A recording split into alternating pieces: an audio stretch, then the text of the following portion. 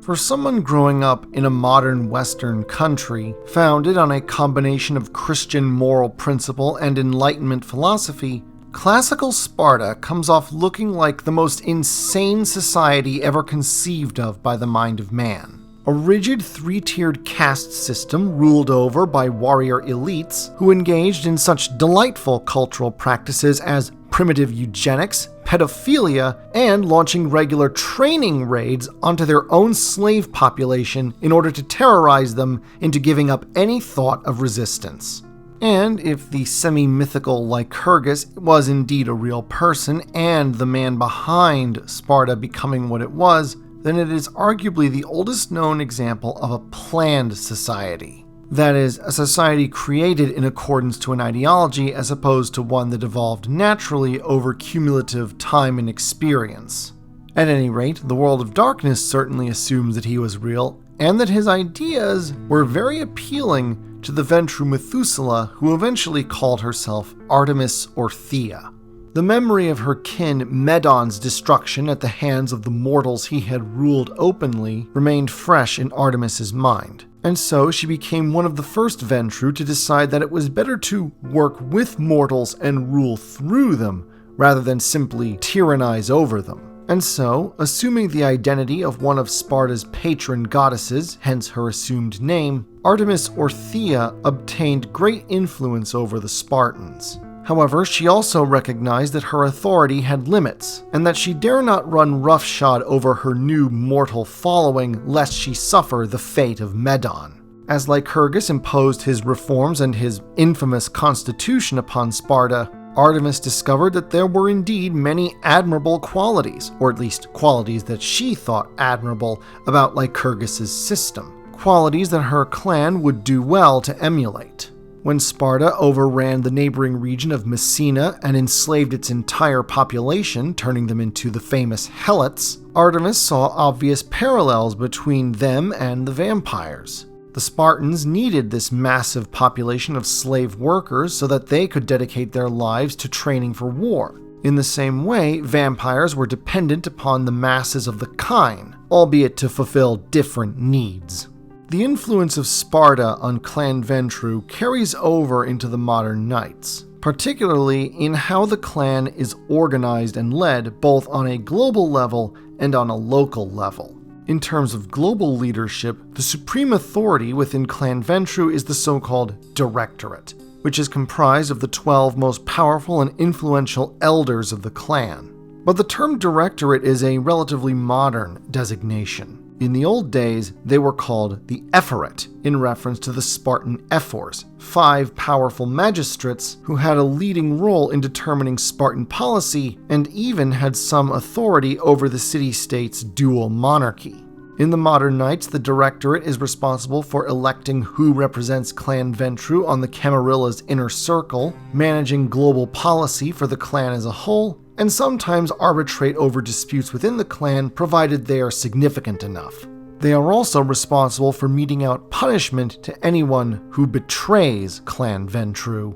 Below the Ephoret are another Greek-inspired rank, the Strategoi. Named for the Greek word that simply means military governor or war leader, the Strategoi are in charge of enforcing the will of the Directorate in the same way that Justicars enforce the will of the Camarilla's inner circle. In order to ensure that their loyalty is to the Directorate and nothing else, Strategoi are specifically forbidden from holding any other office outside of the clan. Then there's how Sparta influenced local leadership within Clan Ventrue. At the bottom rung of any Ventrue population within a domain are the Eiren, known as associates in the modern knights. The Eiren are essentially the newly embraced Ventrue who have just been inducted into the clan as full members but have yet to really prove themselves. By contrast, at the very top of local Ventrue leadership are the Gerousia, named after Sparta's Council of Elders, a combination Supreme Court and Senate comprised of the 2 kings and 28 men who had to be 60 years or older in order to qualify. Known as the Board in modern knights, a Ventrue Gerousia is exactly what it sounds like, a council of the local Ventrue elders. They arbitrate internal disputes, They also are in charge of overseeing clan business and policy within the city. One can only join the Gerousia by direct invitation and with the approval of a majority of the existing members. Above all, the Gerousia's most important job is to ensure harmony within their local Ventrue community. The Ventrue have always understood that the less they fight among themselves, the stronger and more influential they become as a whole, compared to other clans. Perhaps the most important legacy of Sparta is the Ventrue training program for new arrivals, which they call the Agoge after the Spartan military academies. The difference is that where the Spartan Agoge used a combination of brutal training, harsh discipline, and buggery to turn little boys into the deadliest warriors Greece would ever know, the Ventrue Agoge is meant to train newly embraced neonates into useful assets to the clan. After a newly embraced Ventrue child has been given a few days to acclimate to their new existence, the sire begins a lengthy process that can take weeks or even months, training the neonate not only in the use of his or her powers, but also giving them intense lectures on the history of the clan and its traditions. Ventrue sires are not gentle with slow learners. Ventrue childer are regularly quizzed on what knowledge they are supposed to have obtained by then, and are often punished harshly for giving wrong answers. The Agoge continues even after a child has been formally presented to the city's prince and thus officially inducted into kindred society. The Ventrue have very high standards for who they induct into the clan, and they wish to be thorough in their assessment.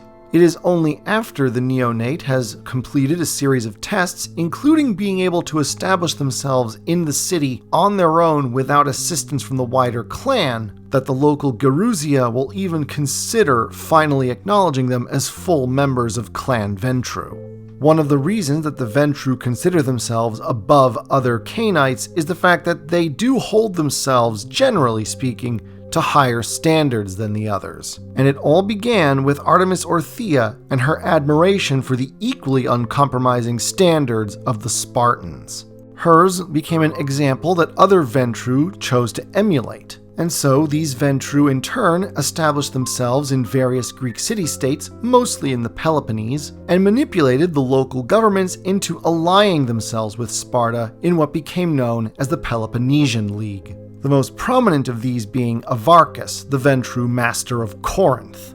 Essentially the second city of the league after Sparta itself, Corinth, by controlling the isthmus of Corinth, effectively dominated trade between the Peloponnese and mainland Greece. Avarchus was one of the very first Ventrue to understand the value of trade and the power of money, and he was more than happy to take advantage of both as a way of making himself the richest vampire in Greece. Thus, while Artemis Orthia was, in terms of ideology and principles, the founding mother of Clan Ventrue as they are in the modern Knights, Avarchus became the very first example of what would become the stereotypical Ventrue template, the Ventrue as undead plutocrat. But the good times did not last, and the problem began with the Greco-Persian Wars. Initially, Artemis did not want to get involved in the war, but the Spartans decided they were going to fight anyway. An excellent example of just how limited Artemis's authority over them was.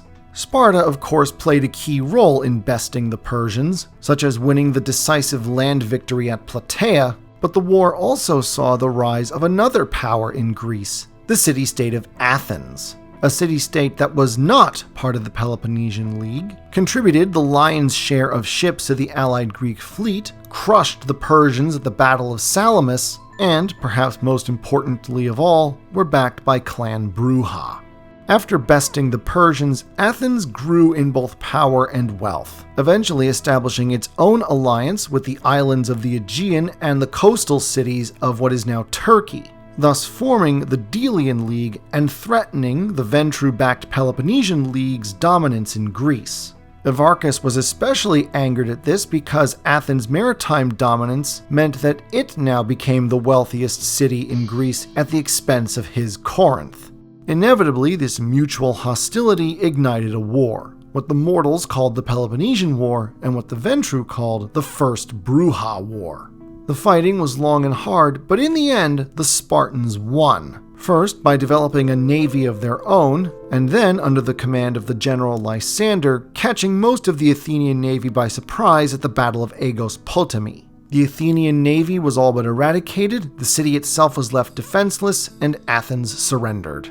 By the time the Ventruan Spartans took the city, however, most of the brouhaha had escaped.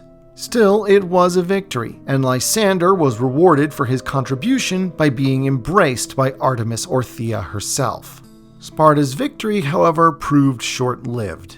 Within a few decades of winning the Peloponnesian Wars, Sparta would be decisively defeated at the Battle of Leuctra by a league commanded by the city-state of Thebes, a city-state that unusually did not have any vampires backing it at all. Leuctra was devastating for Sparta not only because the Thebans managed to kill a large number of Spartan warriors, always few in number and taking years to train, but they then liberated Messina and thus the vast majority of the Helots, depriving Sparta of the slave labor needed to maintain Lycurgus's system. In typical fashion, the Spartans were stubborn and refused to change their ways. By this point, Artemis Orthia and Lysander could see that the end was nigh, and abandoned the Peloponnese for the Greek colonies established in southern Italy known as Magna Graecia. Evarchus stubbornly held out in Corinth, but eventually he slipped into torpor. And while he has resumed activity in the modern Knights, by this point millennia have passed and his power is but a shadow of what it once was. For now, we follow Artemis and Lysander to southern Italy, where the next foundational chapter in the story of Clan Ventrue would soon begin.